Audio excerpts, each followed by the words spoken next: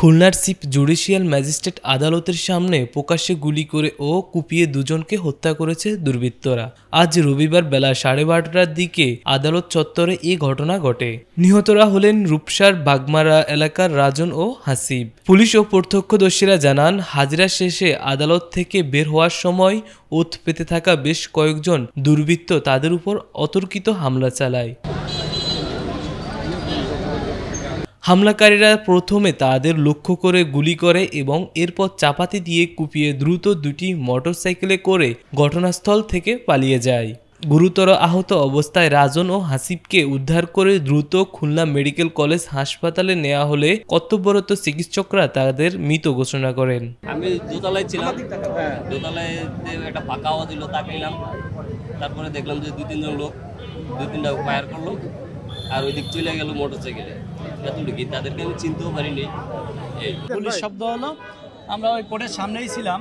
ওইখান থেকে এই রাস্তায় আসামি, তারা 6 জন আসামি হাজিরা দিতে আসছিল। শুনলাম যে 4 জনের ভিতরে ঢুকাইতেছে আর 2 জনের আপনার জামিন হয়ে গেছে। ওরা রাস্তায় আসছে, এর ভিতরে 2টা গুলির আওয়াজ শুনে এখানে এসে দেখি যে দৌড় মেরে ওইখানে পড়ে গেছে। আইল্যান্ডের পড়ে যাওয়ার পরে লোকজন সব জড়ো হয়েছে, কিন্তু কারা গুলি করছে এইটা দেখতে পাই না। গুলিটা করছে শুনলাম আসামি পক্ষের লোকজন, তারা আসামি হাজিরা দিতে আসছিল কোর্টে। শোনেন, ওই কোর্টের ভিতরে ওই গেটের ব্যাপারটা ছিলাম, গেটের ভিতরে প্রথম গুলির আওয়াজ, তারপরে আছে আপনার কোপ দিয়েছে, এটা দেখি আমরা অনেক লোক, বহুত লোক, কিন্তু কেউ তো সাহস পাচ্ছে না সামনে আসতে। ওরা তো মোটরসাইকেলে, কিন্তু আমরা তো সাহস পাচ্ছি, কেউ না, পাবলিক কেউ সাহস পাচ্ছে না সামনে আসার। হত্যাকাণ্ডের খবর পেয়ে পুলিশ সহ বিভিন্ন গোয়েন্দা সংস্থার কর্মকর্তারা দ্রুত ঘটনাস্থল পরিদর্শন করেন।